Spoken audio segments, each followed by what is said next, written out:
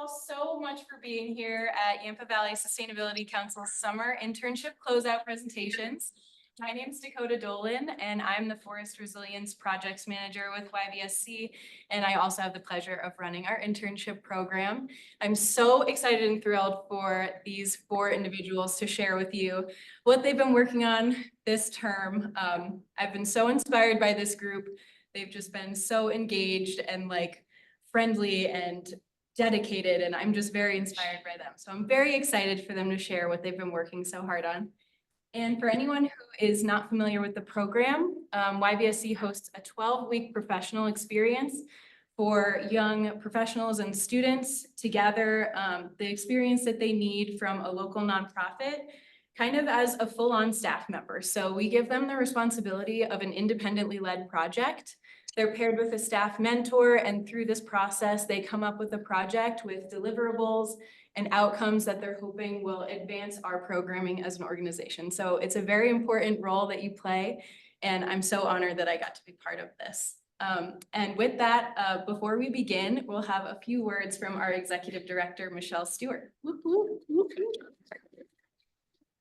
Thank you so much, Cody, for the great introduction to the program and everyone for joining today. Thank you to our stellar interns for your awesome work this quarter, or this term. So they are 12-week terms, and I'd say that for most staff, I'd say board and staff probably, these final presentations are such inspiring, energizing, just probably one of our 3 favorite days of the year. There are 3 of them, but this is probably going to be the best one because it really showcases the power and the impact that our youth leaders bring to this work. And so it really is a strong mooring of the program, is that we're really trying to find ways to connect and engage those rising leaders that really are going to help build the future that we all need and the one that we're working towards today. So my name is Michelle Stewart. Thank you for coming and for being part of the celebration of these final presentations. I've been the Executive Director at Yampa Valley Sustainability Council now for 4 years. And just this past Tuesday, actually, we had the great pleasure of having a conversation with Senator Bennett to join for a conversation that was focused on climate resilience, climate action. So really thinking about mitigation and adaptation and the important work that we have on the table today. And that's really the work that we're also doing as an organization. So we're guided by the mission to serve as a leader, resource, and catalyst for building a sustainable and resilient Yampa Valley region. And really at our core is climate action. So finding ways to enact actions that both reduce greenhouse gas emissions and build resilience to changes that are already here and those that are coming, namely in Colorado, we really see that as increased temperatures, which is causing drying. And so everything we can do to shift our systems away from fossil fuels and everything we can do to invest in our land and water-based climate solutions like planting trees, increasing our understanding of change, all of it really matters. And so that's why this internship program is such an inspiring and important part of how we operate as an organization, because so much of it is knowledge transfer, but also climate work is really about all of us coming together and bringing our capabilities and our inspiration and everything that we're really wanting to build and doing that work together. So we're super excited, no pressure. This is probably the friendliest audience you'll ever have. So I really invite all participants, please think of good questions. We'll have time after the presentations to ask questions. You'll have lots of them. And then, of course, it's just a really wonderful reflection of the great work you've done over this 12-week term. So we're delighted, and it's my great pleasure to welcome our first speaker, and thank you all for coming. My name is Chase Podurgiel. I was the Energy and Transportation intern for YVSC this summer, and I was working on the analysis of the Routt County Assessor Database in support of the Climate Action Plan implementation. So a little bit about me. I will be a senior at the University of Wisconsin-Madison, studying mechanical engineering and minoring in data science. I am an avid alpine snowboard racer. Here's me at nationals this year in the top right corner, where I got 2nd overall.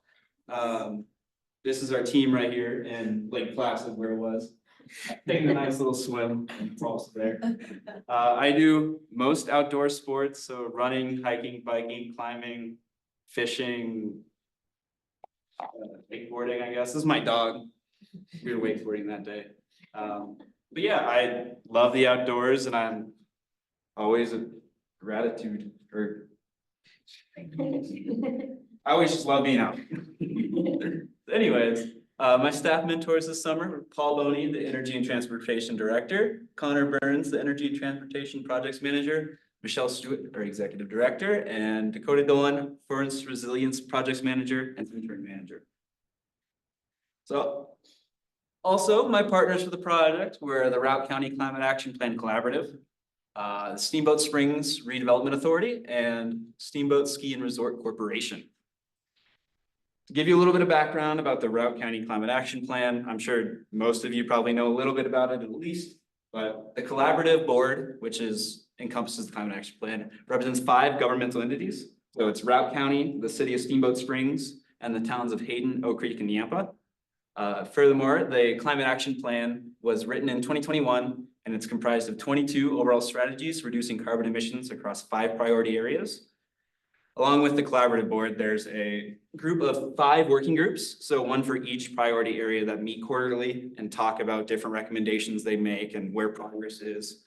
And then also YVSC acts as the program management entity for the board and working group. So we kind of oversee most of the stuff and take notes and keep track of everything. I'll give you a little summary slide because my slides are a little different formatted than all the other interns, but without spoiling anything, I jump-started 2 energy working group recommendations kind of from the ground up where they're kind of dead and they didn't have much movement on them. So recommendation 2 was beneficial electrification targeting. So looking for high energy use buildings and kind of getting where they are. And recommendation 6, which was a large scale 2050 building energy goals and overall goal analysis. So I kind of looked into the climate action plan and did a bunch of different computing stuff and made some charts and stuff. So yeah. So the intern of my internship, a week before I really started, I got an email from Michelle Stewart, and she's like, "Hey Chase, you should come to this quarterly energy working group meeting." And I'm like, "Sure, why not?" It's the day before we really even started the internship, so I haven't met anybody, still uncomfortable in the valley. You know how it is. So I met with everybody in the energy working group, all the representatives, and then I had the pleasure of meeting Paul and Ashley. And then I received a good background on what's currently going on and the energy side of things because it was energy focused and what they're doing in the city, county, and what recommendations they're making. And then I had my future just discussed right in front of me as a bullet point. So whether or not our intern should work on recommendation 2 or 6. And everybody was going back and forth like, oh, it should be 2, it should be 6. And then one of the energy working group members happens to be my dad. I don't know if he's just really ambitious for me. He's like, I think number 2 will take like 4 weeks and then he can go to number 6 and do both of them. And in the end I did, but I started with recommendation 2 because it seemed the most hands-on and something I could do quickly or get to soon. I'll read out the full statement just so you can see how confusing and stuff it is. Cap governments implement an aggressive energy and carbon reduction program targeting existing buildings that fail an established energy use profile based on annual BTUs consumed per square foot by year-end 2024. It's a lot of words, but I was reading that and I'm really confused at where I come in all this. And for a while, we were kind of jumping back and forth of what my contribution would be to this. But I think overall talks with Paul and Connor, we figured out I could be the person to find the energy hogs of the area, the high energy use buildings, and make a database potentially of them. And then early on also, the Steamboat Mountain Resort and Steamboat Springs Redevelopment Authority came to YVSC asking for them to find the best buildings for their geothermal network that could be going on Steamboat Base area. And that was kind of where my project scope shifted from the whole Routt County just to that Steamboat Base area. And we started out with one of the databases from a energy working group member, which was very lacking. We had probably like 2,000 buildings in there, had partial addresses. We have classifications and years, but no square footage, no energy, no primary heating type, primary heating fuel, really nothing. And for a while, we thought my project would be driving around to the different buildings looking for gas meters. Database. But luckily, thank you to Norm Weaver, because he gave me access to the assessors database, so in Routt County assessors. And then that led to the process of me slicing and sorting all the data. So I converted the important models of this big Excel file into a CSV file, which is just a comma separated value file. It's pretty basic. And I imported that into Jupyter Notebook, which is a Python application. Python, for those of you who don't know, is a programming language. And with my data science background, I kind of knew all of this coming in and utilized what I learned. And then I use pandas and SQL modules to slice and sort. That just gives me a bunch of more stuff I can do with the data and gives me a bunch of functions and methods to work towards it. And then I exported everything back into the Excel or Google Sheets. But here's a graph that I created through Python. It's the heating fuel of residential buildings in Steamboat Springs. So we have a number of buildings here and then the types of fuel. I discluded some of the lower qualities because they had like 1 or 2 buildings, but our main are gas, so natural gas, electric, and propane. As you can see, 74% of single family, duplex, and triplex homes in Steamboat Springs run on natural gas, which is a very large number, but that kind of moved us to the data suite. So I created a large data set of the largest condo and hotel buildings because we thought that'd be the best focus for this project, would be these large total square foot buildings that are taking up a lot of natural gas and energy. And then I sorted them all by total square footage. So you can see the top building there is 211,000 square feet total. I grouped them by general location. So orange buildings are on around the Steamboat Base area. The white buildings are anywhere around Routt County outside of this area. And the yellow buildings are in a grouping south of the base that I like to call condo land. And you'll see that future in my presentation. But yep. And then I also rated them by age. So if you can see up there, you have green, yellow, and red. Green is under 20, yellow is 20 to 30, red's 30 to 40. And that's pretty important when it comes to building efficiencies because codes change every other year or whatever. So yeah. And then obviously I needed to know somehow where those buildings were. So I mapped them out first. There were 13 natural gas heated buildings, condo hotel buildings in the base area. These are those 13. You can see the mountains right here. Yep. And then, so I imported those into Google Earth and I made the whole project of everything in that database is in this Google Earth project. So you can see every single building and how they're kind of collected towards the Steamboat area. And then the total of these 13 buildings accounted for 900,000 square foot of condo conditioned space. And then the additional 26 buildings I talked about south in condo land were also identified as candidates for fuel switching. So then the Mountain and Redevelopment Authority came to us and they're like, hey, we want some carbon calculations on how much carbon emissions these are going to save. So Paul Connor and I devised some set of assumptions in order to calculate the emissions from fuel switching. And it was a lot of back and forth of, well, does this make sense? We have to check to make sure. And like, does the math add up? And we got also some numbers from the Colorado Energy Office of therms to metric tons of CO2 equivalent. And this is the screenshot of the database that I made, or I guess calculating sheet that I made. But you have more over here connected, which is like square footage. And everything's based off of square footage because we can only use proxy numbers because we never were able to get utility data, which is very hard to come by. But as you can see here, we have carbon emissions per year, therms per year, and then totals and such. And yeah. That led to my conclusions for recommendation 2. So the 13 buildings I identified would save 4,032 metric tons of CO2 equivalent yearly. That's 10% of all residential natural gas emissions across Routt County, which is a 40,000 metric ton total. And then the 26 buildings would save 13% of the residential natural gas buildings. So these 39 buildings right in the Steamboat Mountain-ish area could save 23% of all residential natural gas emissions. And all this information, I wrote a white paper to the Mountain and to the Redevelopment Authority, kind of summarizing what I did, including all the calculations, assumptions, and all useful documentation. So every single deliverable I created, those calculation sheets, the Google Earth project, the list of buildings, and all relevant information was all included. And that was sent out this morning. Pretty cool. That goes to recommendation 6 and the goals. So have governments develop a strategic action plan. Strategic action plan that will meet the 2050 cap energy efficiency and beneficial electrification goals for existing residential, commercial, and industrial buildings.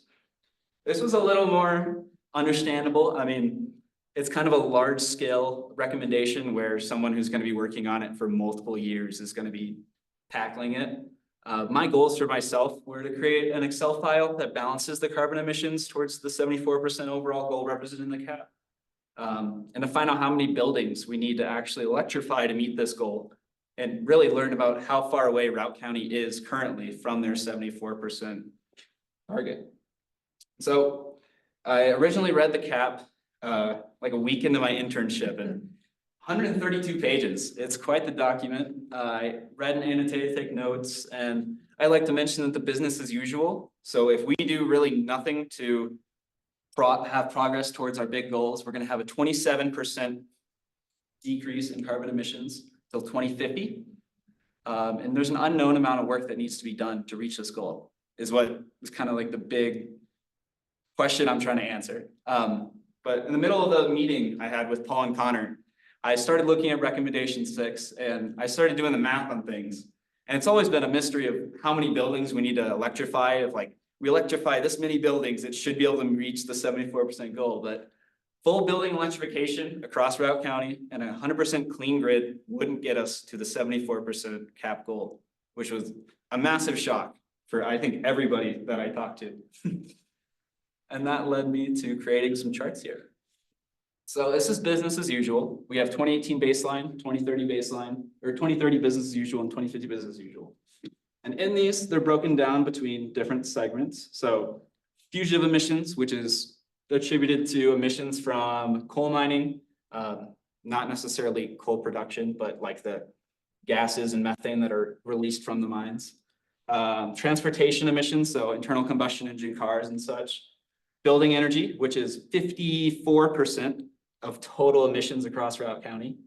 That's going to be stationary energy, so heating buildings, electricity in the buildings, other stuff. And then agriculture and land and waste. I didn't really look too much into those since they weren't in my priority areas, but they're definitely important to mention.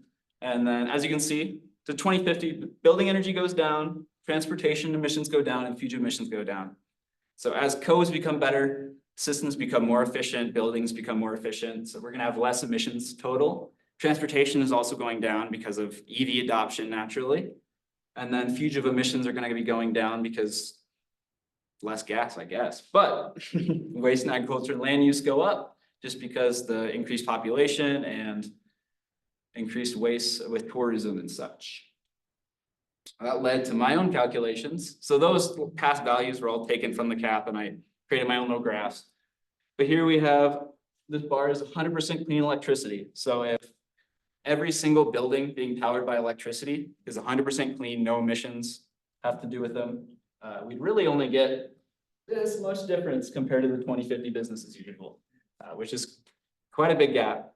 And then, or quite a big gap towards the goal. And then our cap assumption, 74% goal. This is based off the cap numbers.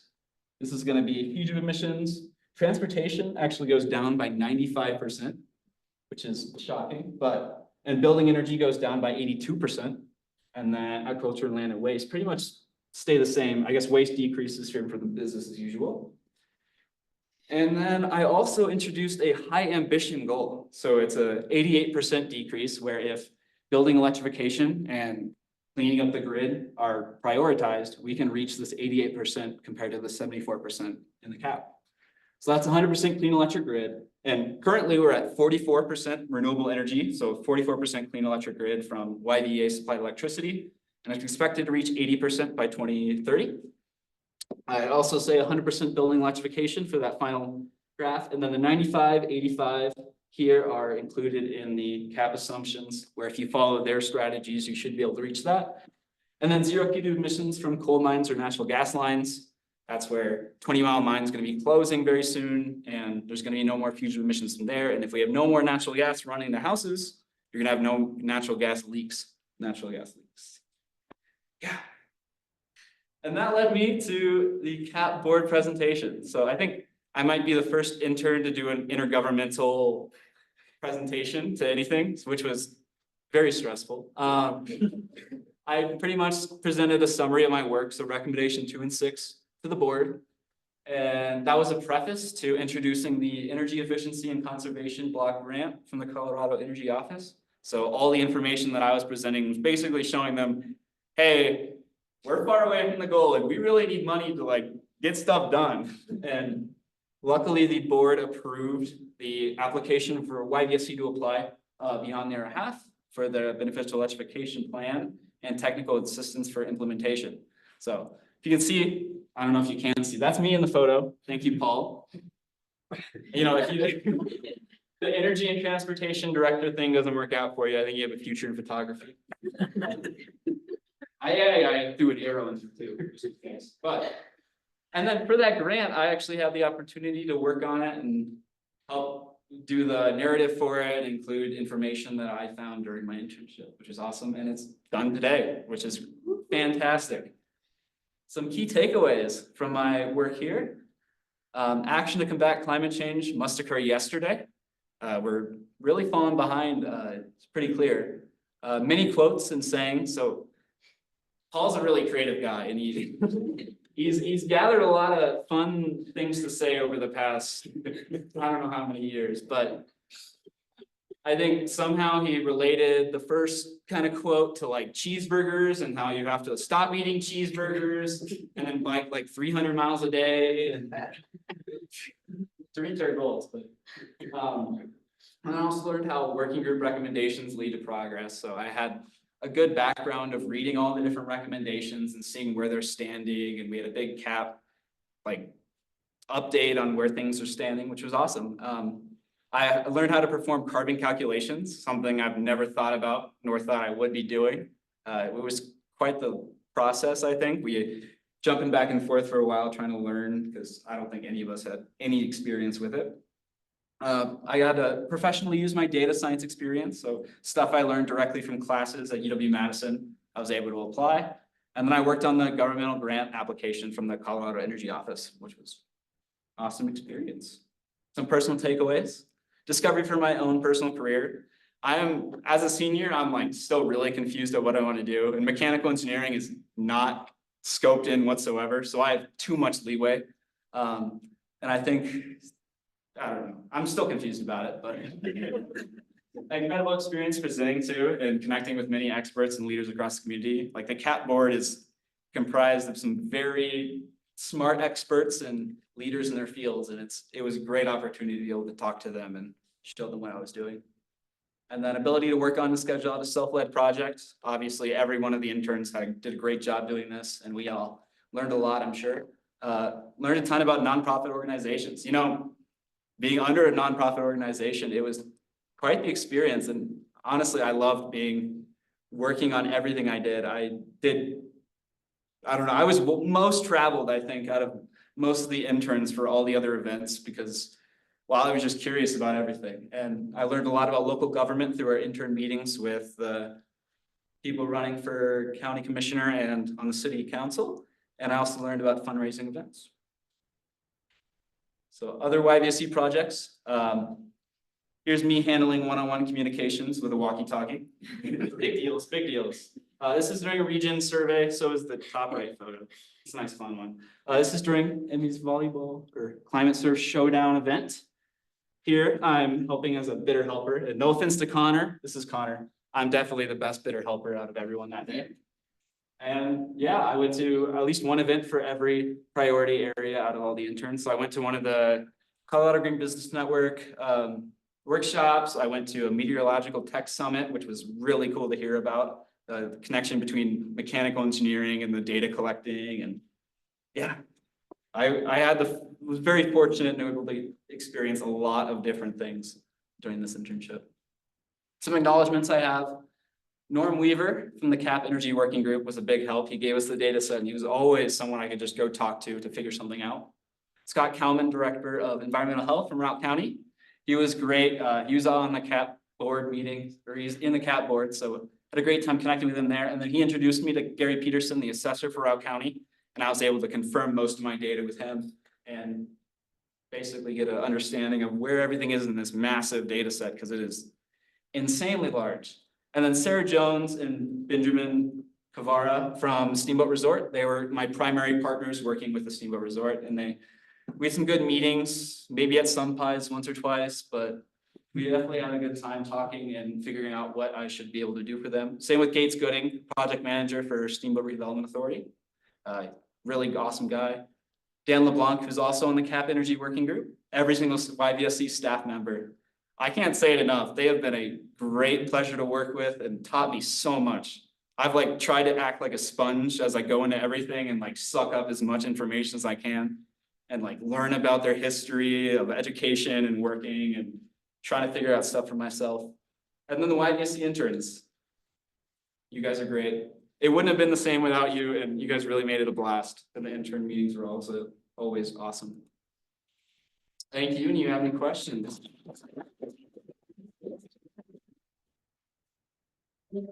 So I have a question about the first part.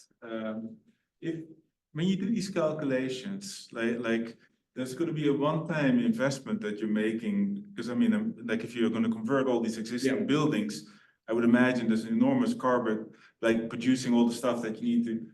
Essentially, how big is that approximately? Like, I understand that you're projecting for many years going forward, but still, it seems like.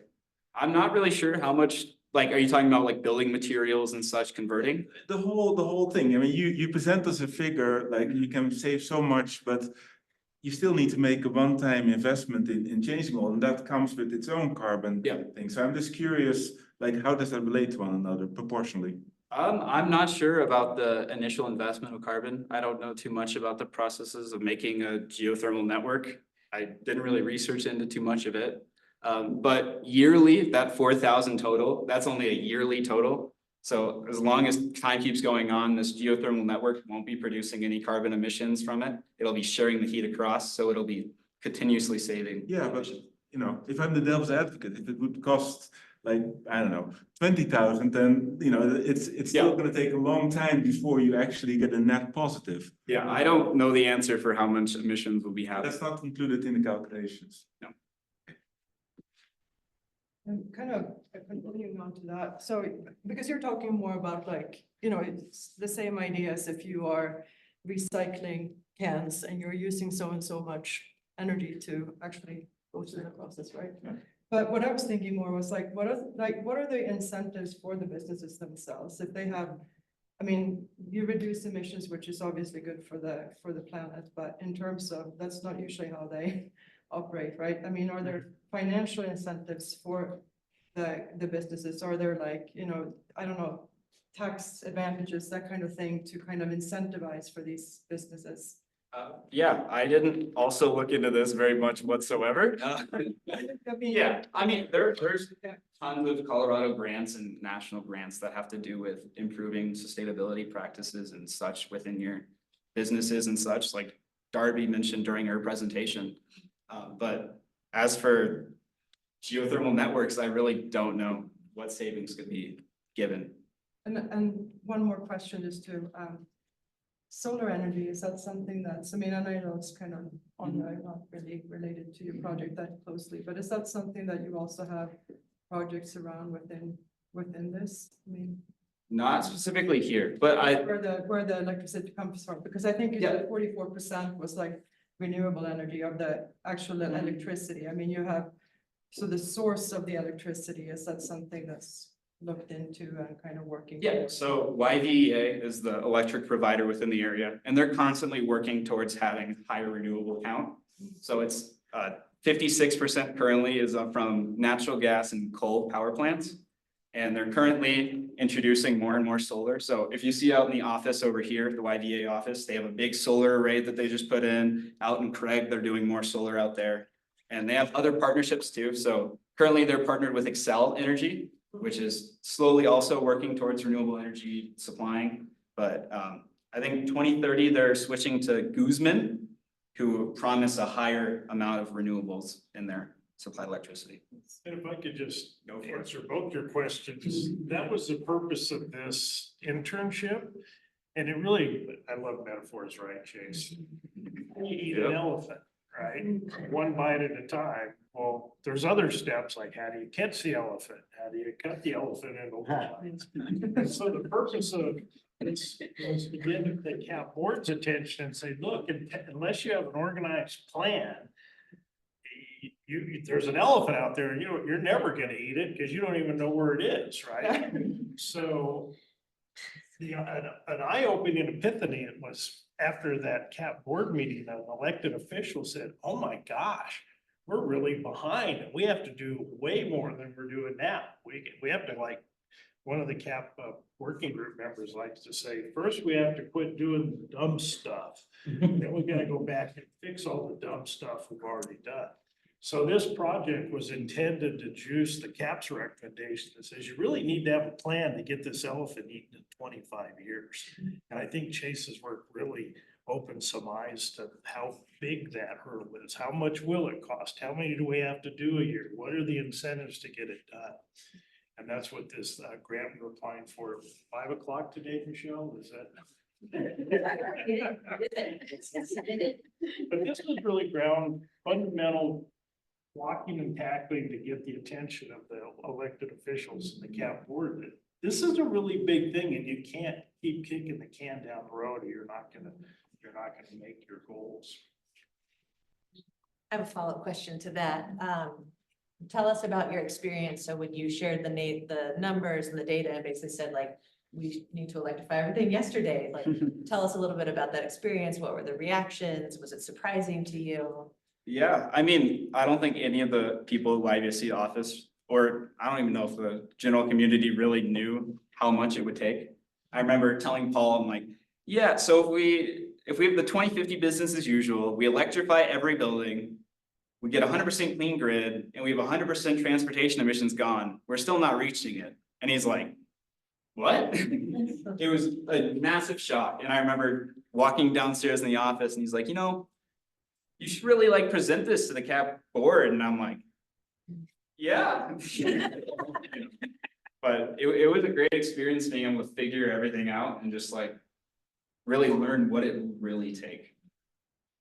And were their reactions surprising to you, like to see that then go into the hands of government that's, committed to? And Definitely. I mean, I'm sure everybody questioned whether or not things go in, maybe like a new natural gas build ban, tons of other stuff that should be going on that's not currently happening if we want to reach this goal. Great job. Just one follow-up question, and that is that when you looked at, say, the 2050 business as usual or some of your other, what kind of population growth did you factor into that? I didn't do any of the calculation for that, so that's all Lotus Engineering. So they're the ones that published, or I guess worked primarily on the climate action plan. Okay. And I really just took that in and copied and pasted it into my own graphs as like a reference of where we're going. Gotcha. Okay. Nice job, Chase. Well, hold on. So what do you take away from this experience? I mean, how are you going to behave differently, or what's your takeaway from this? I mean, how is it gonna change your behavior going forward? Question, Dad. I think this experience will definitely live in my mind like for a lifetime. It's definitely been my favorite experience I've had working with any company or nonprofit before. I think it's definitely going to shape my future career and where I'm going. I'm potentially looking at doing renewable energy production or energy processes, or Paul thinks I could be a salesman. I don't know, but it's definitely been a contributor to where I'm going to be going into the future.